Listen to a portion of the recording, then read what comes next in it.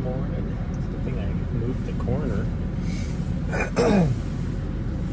Couldn't see the corner of my camera, and so I have to put this beanie over my screen because somebody, for whatever reason, loves to bop it with their nose, and then it gets like the screen doesn't know what to do. It thinks somebody's constantly holding a finger on there, or you lick it, one of the two, which I don't know why you lick it. Like, come on, dude, what the fuck? This guy is walking right down the middle, like he could have easily gone off to the side, but nope, he's just gonna walk right down the middle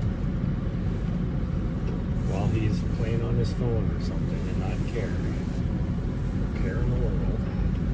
Doesn't matter if people are trying to get to work or do whatever. Plus, I'm pretty sure he's probably a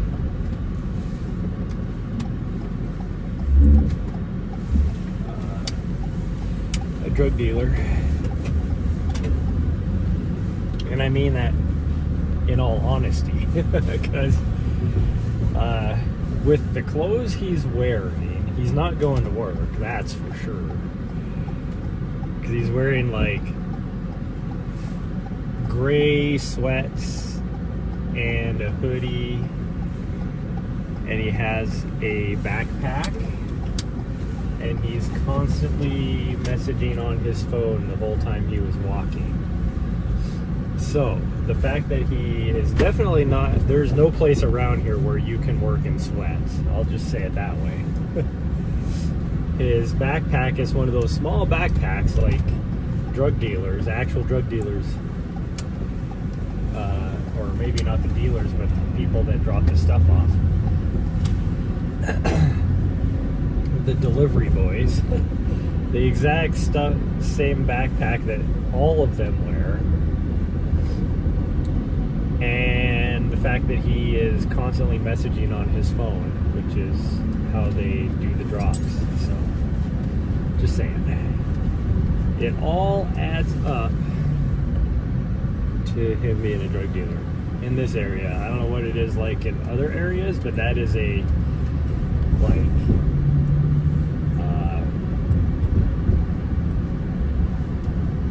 stereotypical Montanan drug dealer. Now, the only thing that would make him even look more like a drug dealer is if he was riding a like a bike around as well. It's the only difference.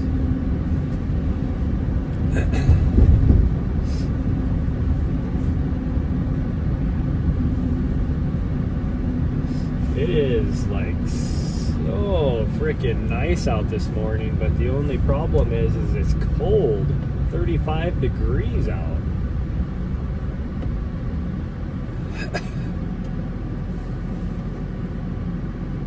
It's gonna warm up today though. I got like something going on in my nose.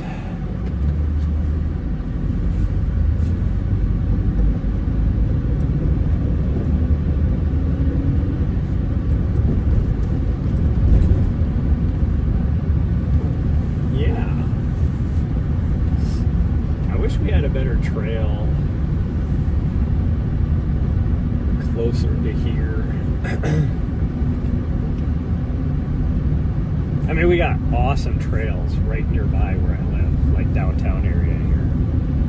But not if you're just trying to go out and get a couple flat miles, because I live right next, I'm at the base of the mountains. So we want some flat miles, we got to drive like 5 or 6 miles to get there. Or more.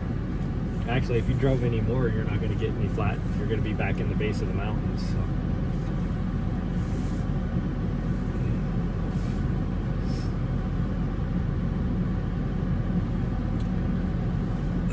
My foot really hurts this morning, and so we're just going to go out here to Norris at the base of the scratch gravels and take a little walkie walk. We're just going to do the little 2-mile loop, which I think really is a 2-mile loop, but we're going to hope it's not busy. And I'm tired. Oh, I'm so tired. won't fall because after the gym, then we go and walk around the trails again. And then by the time we get home, it's like 9:30, and then you have to eat and do all that. And so by the time I actually get to sleep, the earliest I get to sleep, like this sometimes is when I get to bed, but the earliest I get to sleep is around 11 o'clock at night. And then we wake up at 5 every morning. This morning I woke up even before my alarm went off.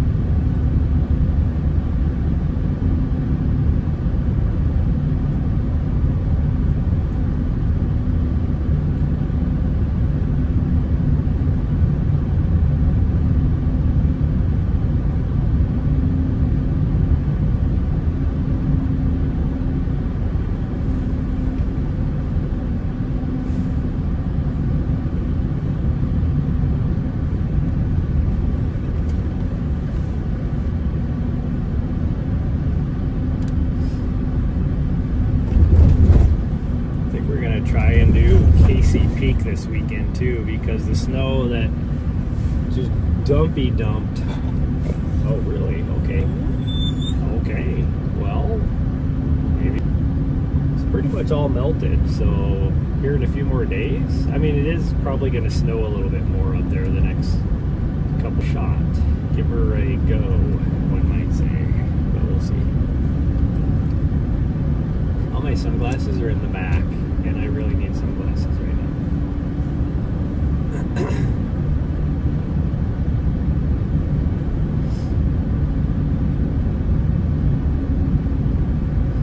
I know this is more of like just the fashion right now, but when did kids start just wearing their pajamas to school? Because there's a school right over here, and that kid was obviously walking. I mean, there's high school over here we're going to drive by too. Or this is like just a little elementary school. Or grade school, I guess it would be called. And it was, some kid had his pajamas on.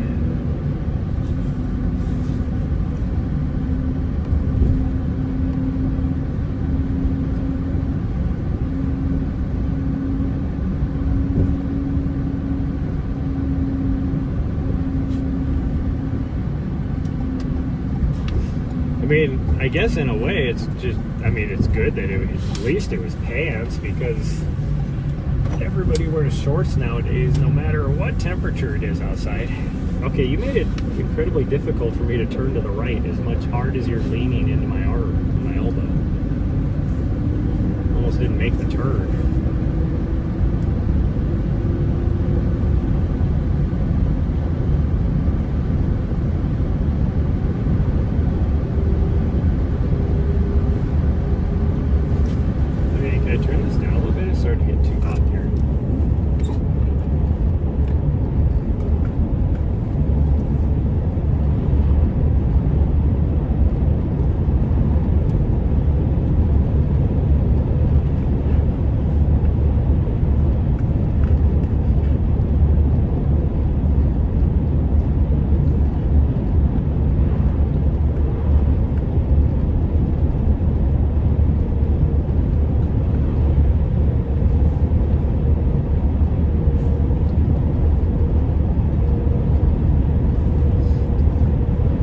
Yesterday there was like zero snow visible on the lower mountains, or foothills as we call it. Will you stop?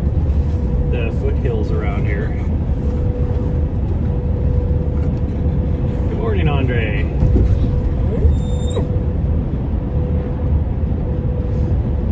My dog's stressing because there's traffic. So not only are we on I mean, it's actually a fairly wide road, but cars coming from the other side, she thinks we're going to have a head-on collision with, and then the cars that we're following, she thinks we're going to rear end, and she gets so stressed out and anxious about it. If we're on like a freeway, like a 4-lane road, divided road anyways, she could care less. She'll just sit there and chill. But if we're on a 2-lane road going more than 30 miles an hour, she freaks out because she thinks we're just going to hit everybody. Never have. I don't know what her deal is. No, stop. Very good. What are you doing? You're making this difficult. Now there's hardly any cars out here because we're far enough out of town. So I don't know what your deal is. I got it back there. There was a long string of traffic. But now there's like hardly any cars out here.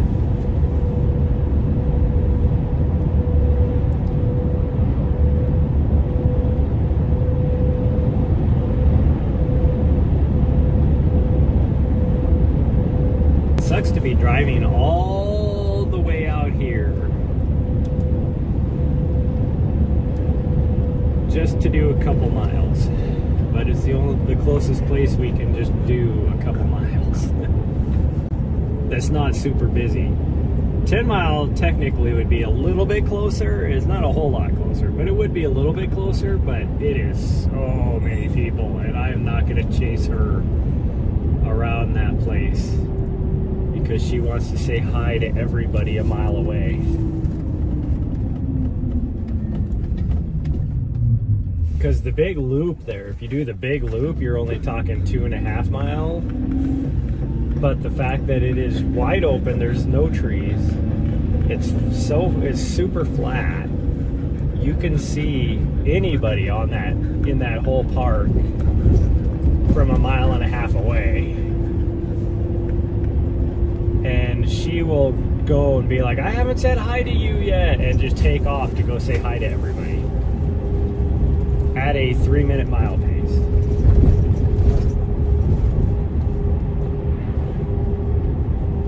So I'm definitely not going to be out there and stream at the same time. Just ain't gonna happen. See, like, these people are watering, and it's so cold out that the water is freezing as soon as it hits the grass out there. I'm pretty sure that's a hay field, but it's like, they probably have to, because it's so cold. They probably have to run the irrigation lines, the sprinklers, so they don't freeze and break.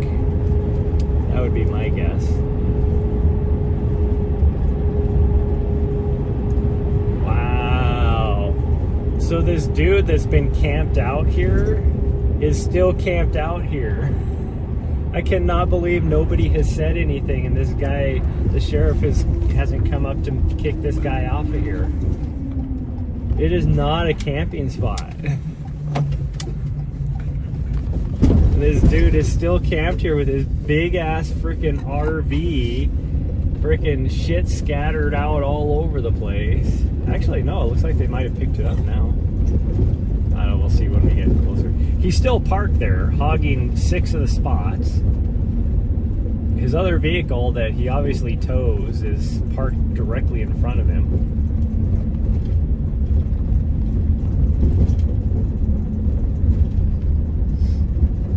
It does look like he picked up all his freaking stuff. No, it's still out there. Never mind. Nope, he's still got all his stuff out there. He's got his generator sitting out, his camping chairs, all that. Like, how has nobody complained? Like, this guy that lives right there in that house, how has he not complained about this? Like, that is not okay, bud. Like, if you want to camp out, there's campgrounds around here. Go to a fucking campground.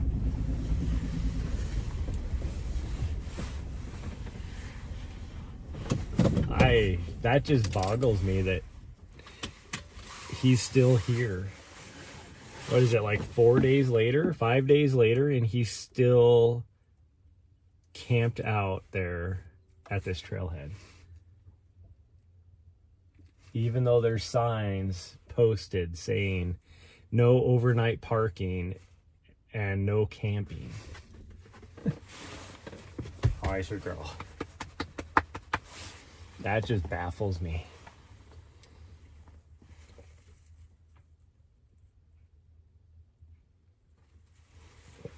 Okay, this guy over here just left. So I'm looking at the trails to see if I can figure out where these people are, because there should be 4 people here. Or, well, there's 4 other vehicles here. Not counting the guy in his big ass freaking RV. That's like a freaking 50-foot RV back here. Here, you guys will be able to see it. Let me take this off. There you go, right there. Like, are you serious?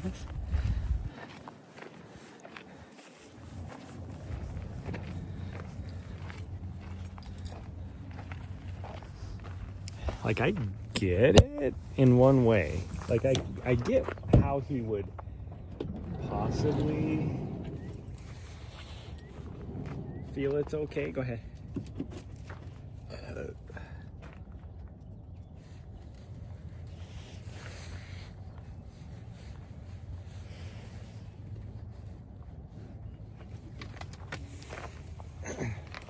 Nahri, get away from that.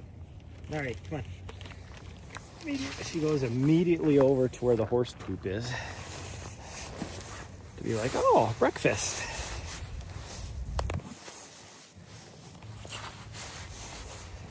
We're just putting our vest on just to have it on, but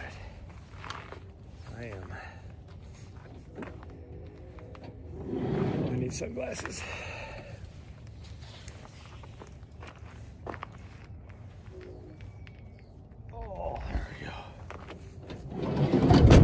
We're just walking today. Just a walking. We're just gonna do the loop. Oh, because my foot hurts.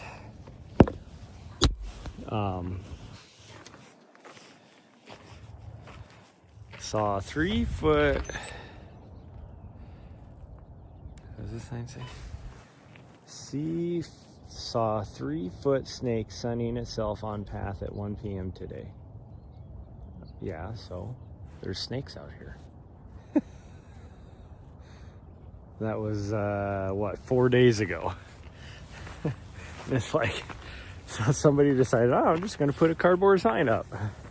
And then somebody wrote below it, yeah, me too, on such and such a day. It's like, you do realize you're up here in the scratch gravels where there's snakes, right? Well, anywhere in the mountains here in Montana, there's snakes.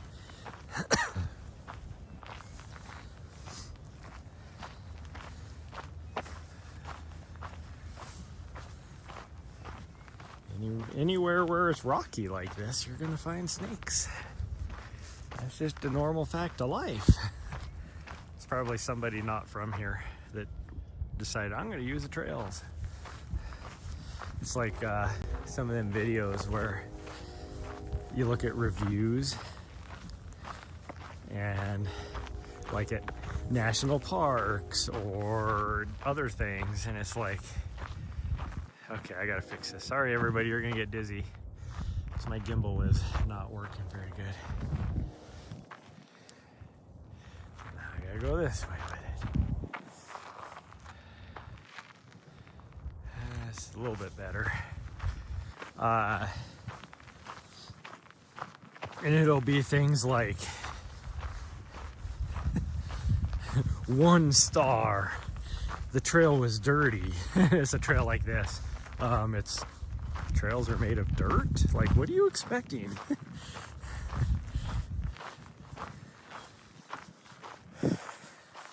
Or I actually saw one where it says something like too much wildlife. They need to do something about that. There was too much wildlife, wild animals on the trail. You're in the outdoors, bitch. Anyways, let's do this. Still don't understand why that guy is able, why nobody has said anything. Like, I get the guy's thought process. This is BLM land. And for the most part, you can camp on BLM land. It's public land.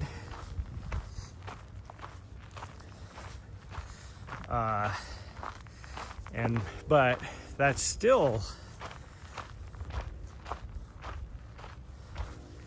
like, it's not blanket across the board. It depends on the area and all that. And most of the places where you can camp on BLM land, you're out on roads, like in the middle of the BLM land.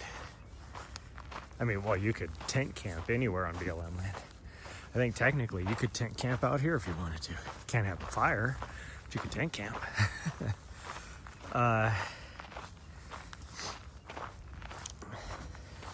Nowhere on any BLM land can you camp at the trailhead that I've ever seen. But there's not usually a lot of trailheads on BLM land either. It's usually Forest Service.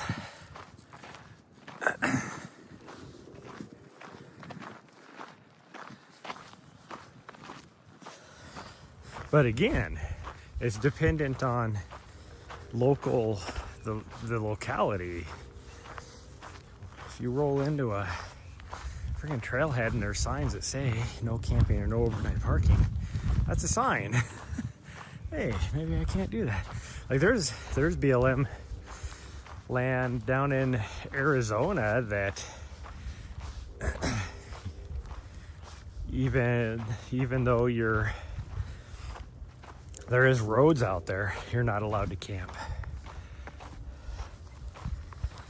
Just because of the nature of the area, like the protected area and all that kind of stuff. Most of the sections I've seen with BLM where you're not able to camp, even though there's roads, is because they're close to urban environments. And so they restrict camping because otherwise you get like residential campers, which is definitely what that guy is.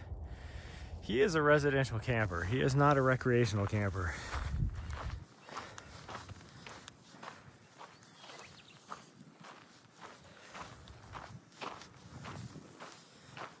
And that is exactly the reason why so many of the areas as a van lifer that I go to are getting shut down, is because of jackasses like that just ruin it for everybody.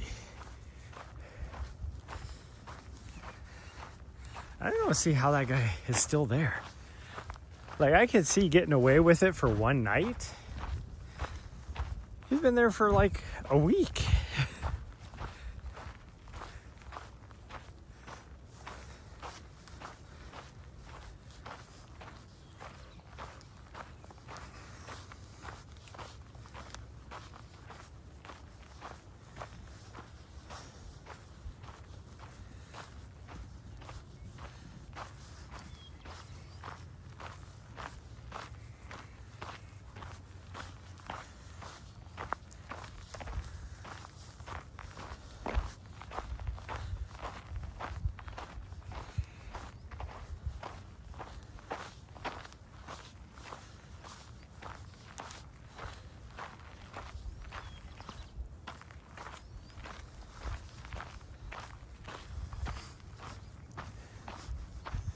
I think the thing that pisses me off the most about it, two things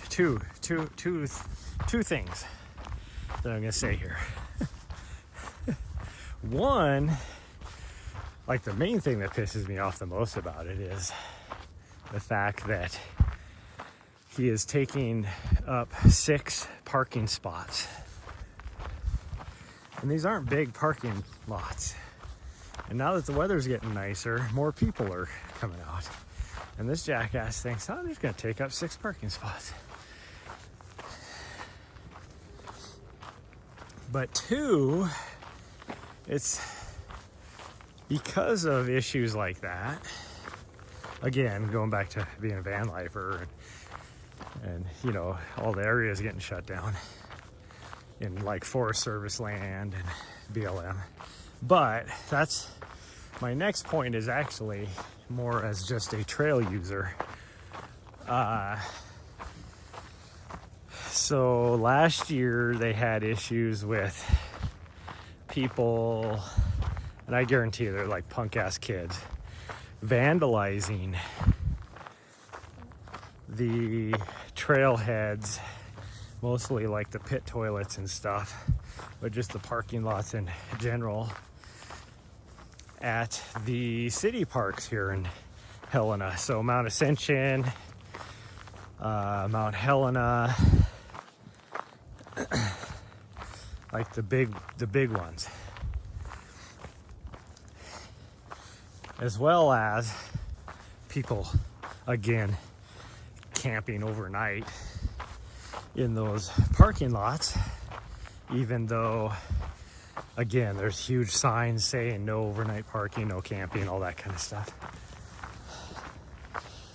And the city's response to all this is, well, we're just going to put gates on the trailhead and open them up at like 6 in the morning and then close them at 10 at night. And so then you take people like me, which isn't the case right now, but I know it is for a lot of my friends. If they're going to get a run in before work, they're going to the trailhead at like 5 in the morning or earlier.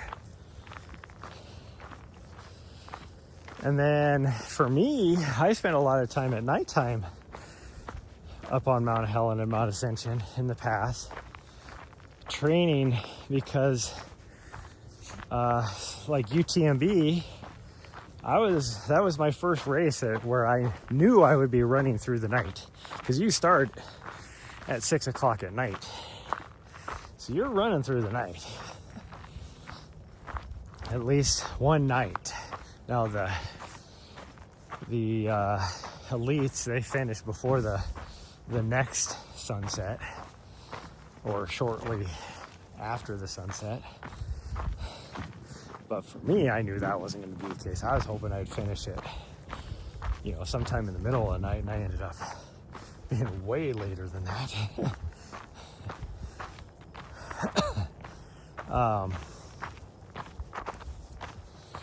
And so, yeah, so their proposal is, well, we're just going to lock the gate then. So you got the 0.1% of people that are ruining it for everybody else, because even though it's like, that's not going to stop them. This is a bunch of teen punk ass kids. They're going to go in there and trash the place, whether they can drive in or not. Like, oh, you're going to put a gate on it? Okay, well, just park on the street half a block away then. Like, it's doing nothing to solve the problem, or to stop the problem, I guess.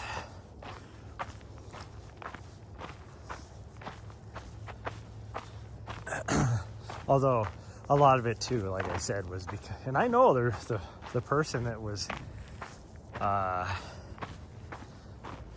like camping overnight, I've seen them multiple times at some of the trailheads at the city parks. I even started seeing them coming out last summer.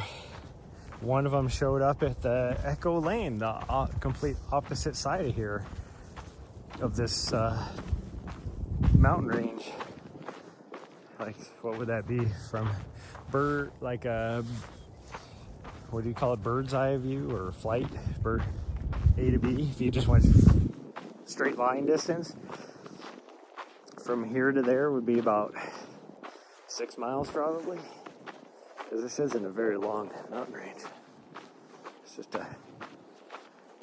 it's its own mountain range, because the rock type here is completely different from everywhere else around here. I don't even know exactly what this is. It's like a mixture of like some sort of volcanic and like metamorphosed rock.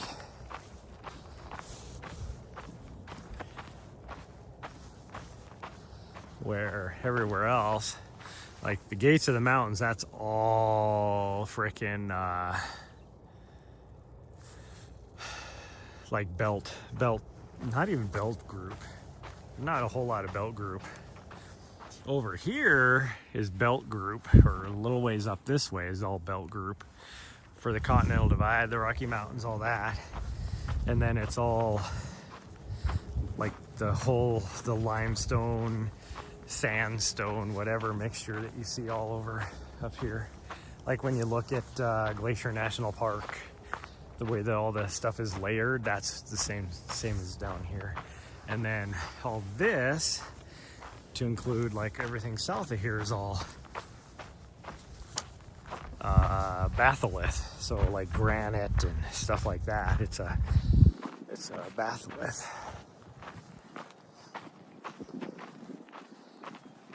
It's called the mixture. Well, it's not all batholith, but it's a mixture of Elkhorn volcanics and the Boulder batholith, which I don't think, a lot of people have said, oh, it's the same as the Idaho batholith. It's just part of the Idaho batholith, which is like, really? Because so you're saying the Idaho batholith, which is actually two different ages, and some people have linked to the Sierra batholith, but it's two different ages. And also, so you're saying that there's an intrusion as part of the Idaho batholith 400 miles away, 500 miles away, about 400 miles away. We're just right here. Like, that doesn't make sense to me. I think it's its own thing.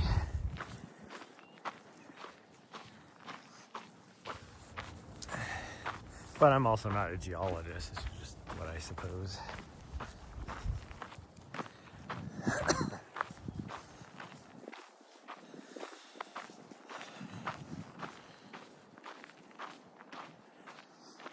I mean, there was at one time people thought the Idaho batholith was because the old North America shoreline used to be right around like Spokane, what they call the 301 line or something like that. That used to be the old coast of North America, old Craton, versus all the stuff on the other side, which is all what they call exotic terrains. So it's stuff that have smashed in, kind of like, think India crushing into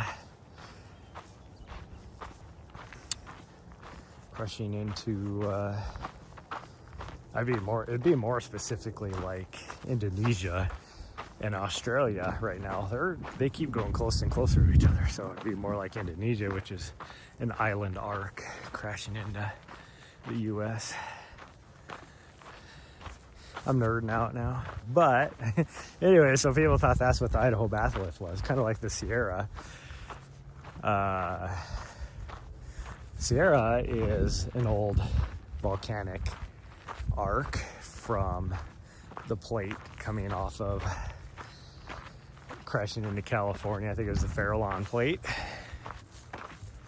But that like 60 million years ago, the Farallon plate moved off, and now you got the Pacific plate, which is coming in askew, way off coast. In fact, that's why, if you've ever heard of a thing called the San Andreas Fault, it's because the direction the Pacific plate is going is cruising. And so you can see where the plates are, the plate boundaries are. So you got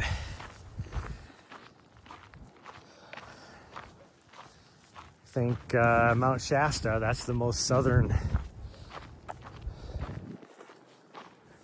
volcano that is still coming with the Juan de Fuca plate, which is what is left of the Farallon plate. I don't know why they have to change the names of plates. It's like, you know that the Juan de Fuca is the leftover Farallon, so why didn't you just call it Farallon still? It makes no sense to me.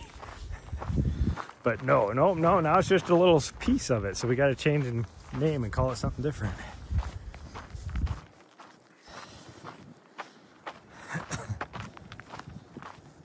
But anyways, so they've discovered that that is not the case. But I was watching an old show last night, a guy that was giving a lecture. He did a lot of research on the fact that whether it was a volcanic arc in Idaho or not that caused that. And to be honest, there was a volcanic arc, supposedly.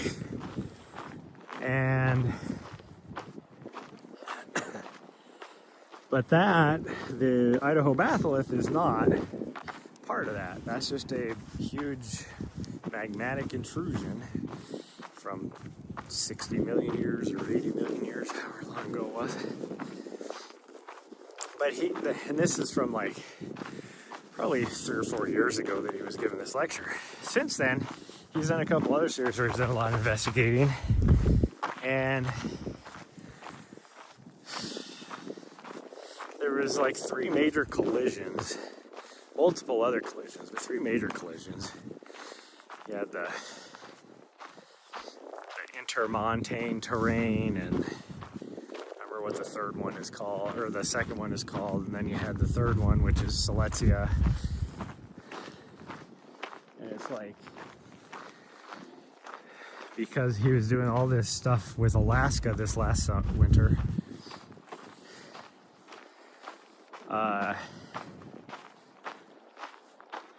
there's this whole phenomenon called Baja BC. So they call it Baja BC because much of British Columbia actually was made down in Mexico. So there's a major fault line over like 100 million years that pretty much shifted everything north. So even stuff up in Alaska actually was down here, like around Montana. Well, also because of some of the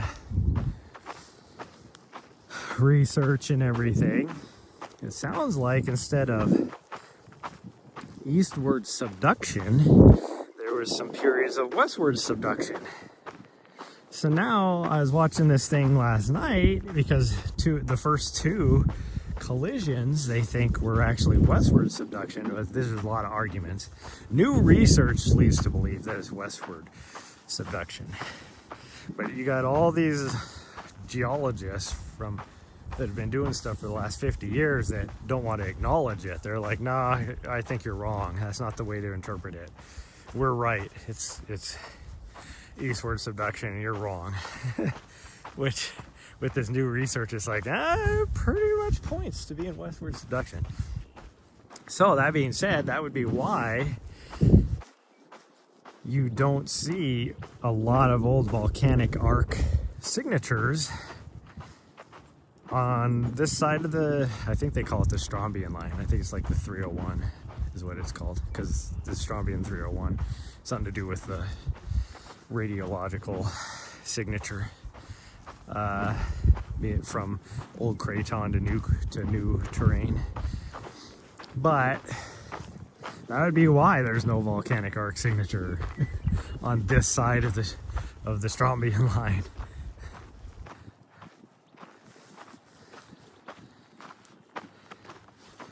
Where's Loads?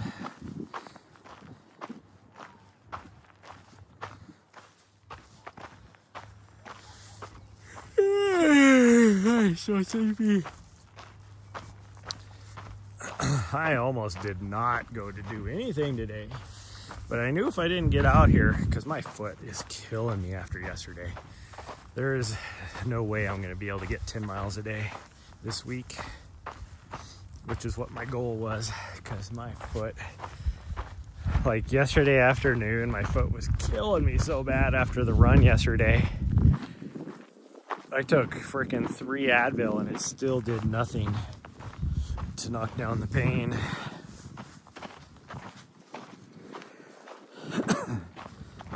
Like it's bearable right now for me to walk. I would not be able to run though. But all that being said, I knew if I didn't do at least a little something this morning, this little turd nugget up here, who last night truly lived up to a new nickname that one of my friends gave her called Crackhead, because she was a total crackhead last night. But old Miss Crackhead up here would be unbearable today. I'm gonna go hit the gym later, and then I'll have to do something with her again after that. Probably just walk for a couple miles. But she's running up to go say hi to the guy coming down the trail. Oh no, she changed her mind. She must be scared, so she's coming back this way. She's like, oh shit, there's a guy. He's got a doggo though. She can go play with the doggo. Oh, there we go. Now she's decided it's friendly. Oh, I think she's actually met these dogs before. I'm almost positive. Oh yeah, she found herself a friend. She's just having so much fun. This guy's got one dog that's very well behaved, and then the other dog is wanting to play, making bad decisions. It looks like they both have like those, what do you call it, the collars with the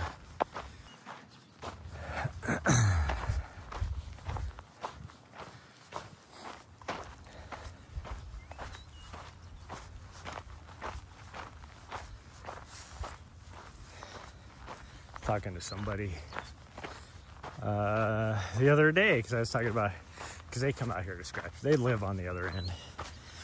And I was talking about how I was trying to get permits for a race out here. And she was like, oh, there's no parking or whatever. What are you going to do? And I was like, well, first off, I would use this trailhead over here, not that one over there. Second of all, you can mitigate a lot of the parking stuff by having a shuttle service. And I think, like, I could probably talk, there's a church just right over here.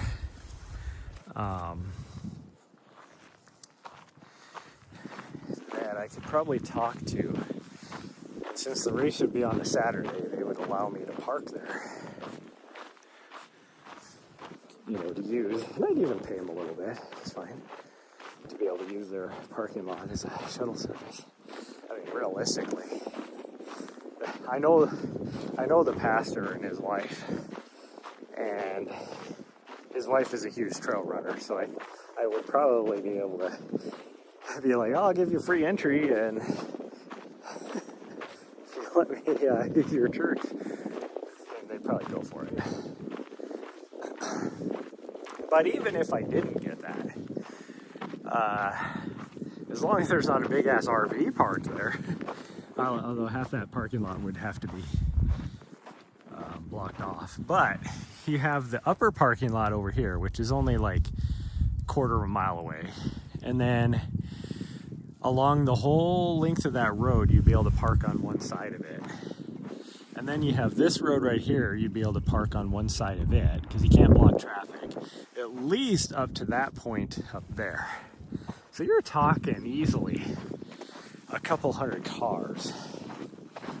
And I would be limited as far as like permit limit. You know, I'm going to be limited to how many people I'd be able to have.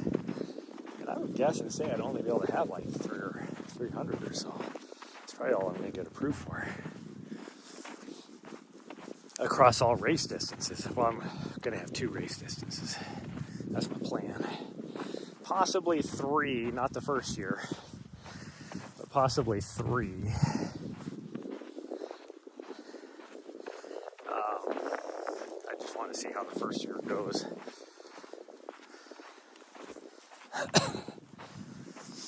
But first year I'd want to have a 10K and a 30K. 30K is going to be the premier event.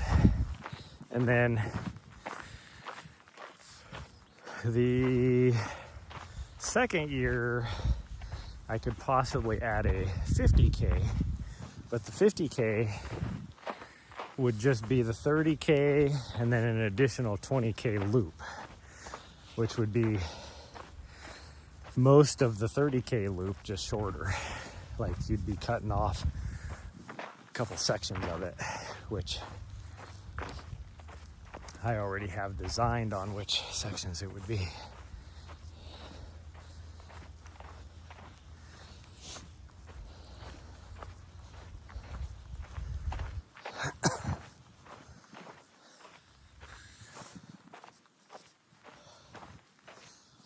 I'd love to do some sort of like last man standing event too. And this little trail right here would be perfect for it. Because you can almost get an exact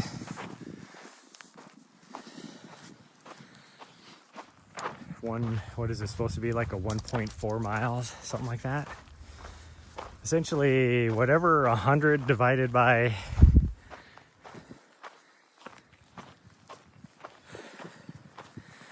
24 divided by 3, whatever that is. Because it would have to be the 20-minute thing. So you'd every 20 minutes you're going out to do like 1 point whatever miles.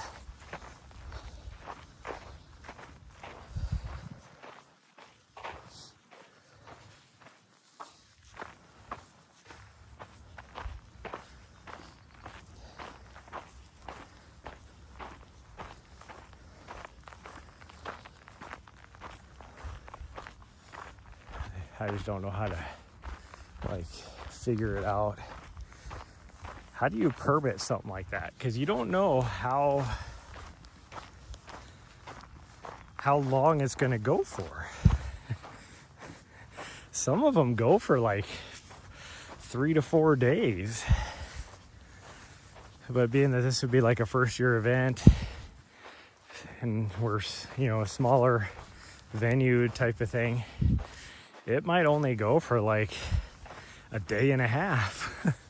So when you put in your permit, do you request like 5 days? Like, how do you do it? I just have no idea.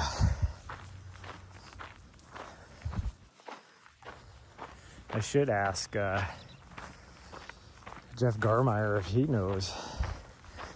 Now his is a 24-hour event that he does for his race. That's what he knows as far as race directing goes, but he also does a lot of those backyard ultras, so he might know. Good morning. How are you? Pretty good. How are you? Come on, buddy. Come on, Nahri.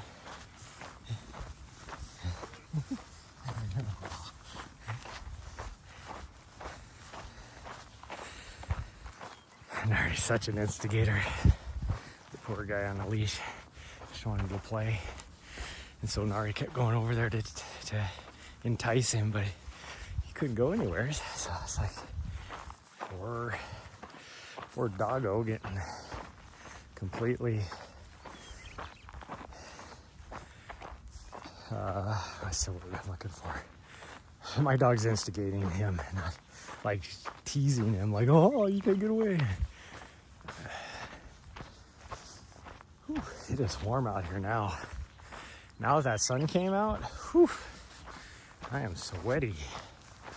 I mean, I got my puffy coat on, but when we started, it felt nice. And I got my beanie, my thick beanie on. Now that sun's up, it's gotta be mid-40s out here. Whew, it's definitely gotten 10 degrees warmer. Oh.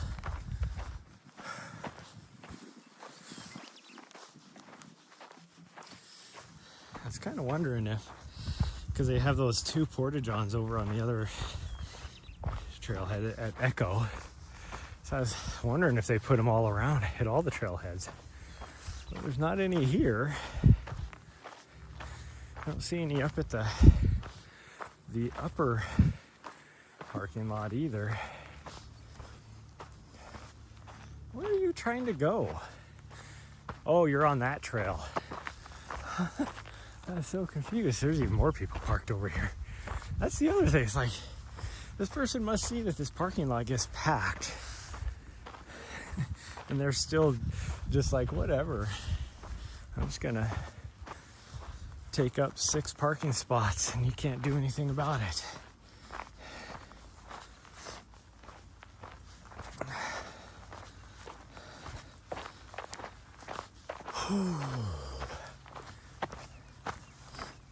Here's 1, 2, gosh dang, it's busy this morning. There's like at least 3 cars over in the upper parking lot over here. And there's no porta-johns as far as I can see.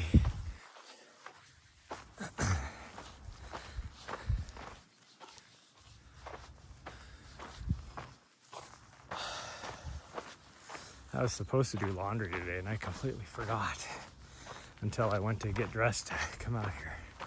And then I was like, ah, crap, I was supposed to do laundry. But I'm also supposed to go see my mom tomorrow. So I might just do laundry at her place.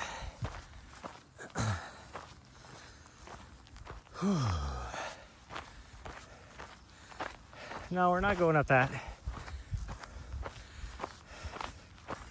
We're going this way. It's not even really much more of a trail. Like, we'll get an extra like 100 feet at the most by doing that. But it is also fairly steep. My foot does not need that. This is steep enough. This is like probably a 4% grade. I'm just kicking my ass. 1, I can feel it in my foot. 2, it's making me breathe hard.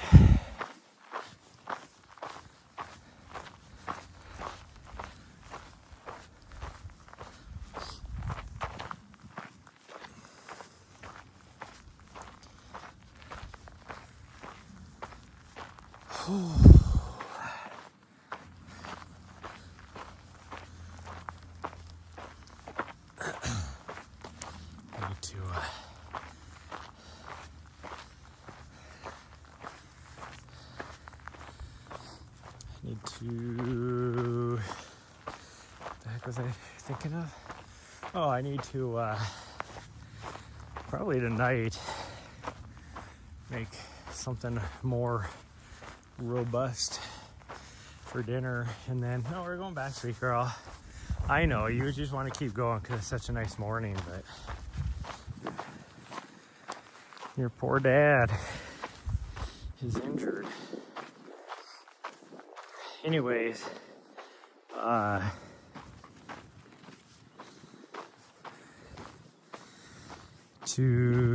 need to make like a bunch, not a bunch of food, but like more than just one meal to pre-portion and what's the word I'm looking for? When you make a bunch of stuff before at the beginning of the week to have throughout the week, like people that are body lifting or like what's the word I'm looking for? Doing like fitness comps, all that kind of stuff, dude. Why is my brain not working? Totally not working this morning.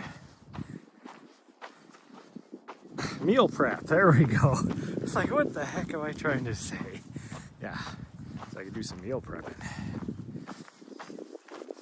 for the week, because I ate my last meal prepped meal last night, which was from like 3 weeks ago when I did it all. But I freeze them. After I make them, I just put them in the freezer because they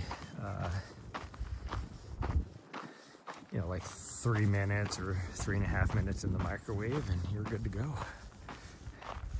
Heat them back up. So, all that being said, I need to do that tonight. Actually, I probably don't need to do it tonight. I could do it on Thursday, because tomorrow I will be going out to eat with my mommy. She's already requested to go out to eat at a what used to be a staple in Montana. I mean, old timers still go there, which would be why my mom goes there. When I was in college, that was like our Friday night after hitting the bars and everything. Because it was open 24 hours, and that's where we would go. And they had like really good, like, oh, you found that bone you found a week ago. It's definitely been moved by another dog, but okay.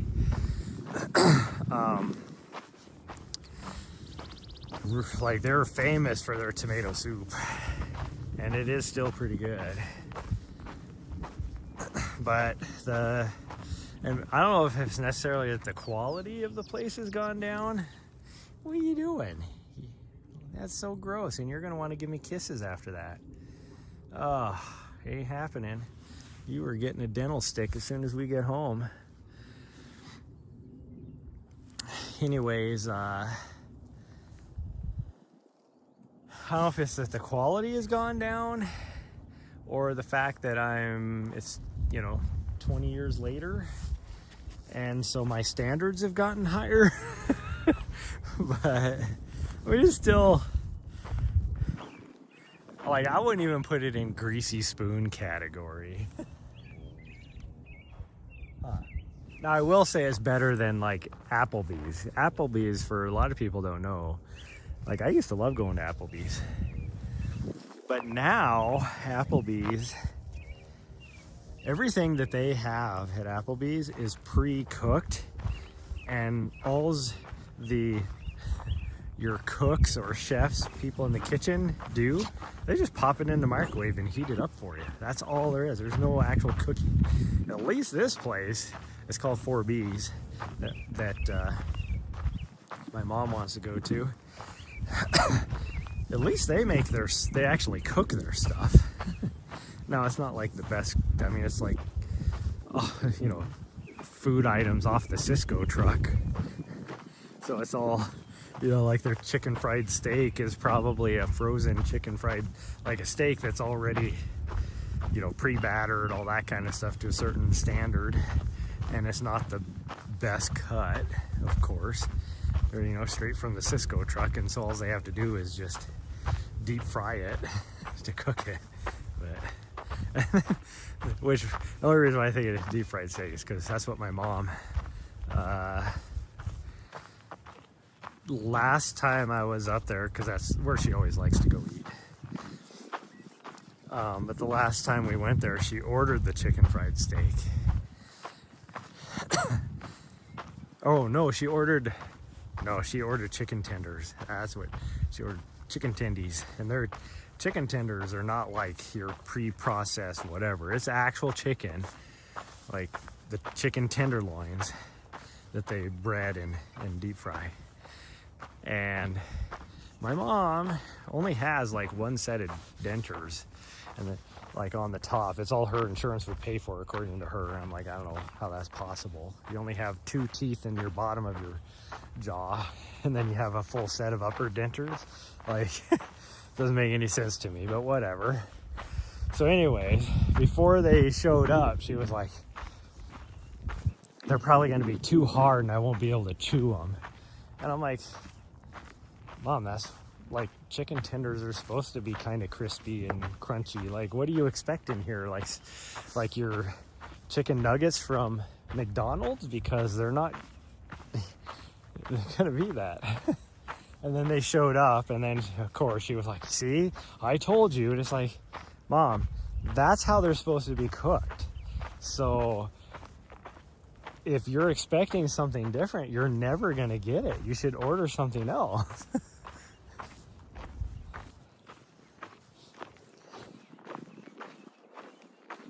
like, I don't know what you're expecting here, but that's not what you're gonna get. It's like, order yourself the spaghetti or whatever that you usually get off of the senior menu. 'Cause my mom's like 80. She's old. When I talked to her on the phone yesterday, she was like, I always joke with her that she's above average. And she's like, takes it as a compliment. And then I'm like, yeah, see, you like, this average age is like 78 right now. So you're older than that. So you're above average. She's like, oh, thanks a lot. But she asked me yesterday, she's like, do you know how old I'm going to be this year? And I was like, 96? She's like, no, I'm not going to be 96. Jeez, how old do you think I am? And then she tells me, because I never know how old she is, but that's my way of getting her to tell me how old she is. And then afterwards, she finally goes, you just said that on purpose, didn't you? And I was like, yeah, I did. Come on, Mom, this is me. You should know me by now. But, and then, I don't know, I don't get my brother and his wife. They will take advantage and mooch off of anybody. And their plan, I know this is their plan. They would love to put my mom in a home. One, because then they wouldn't have to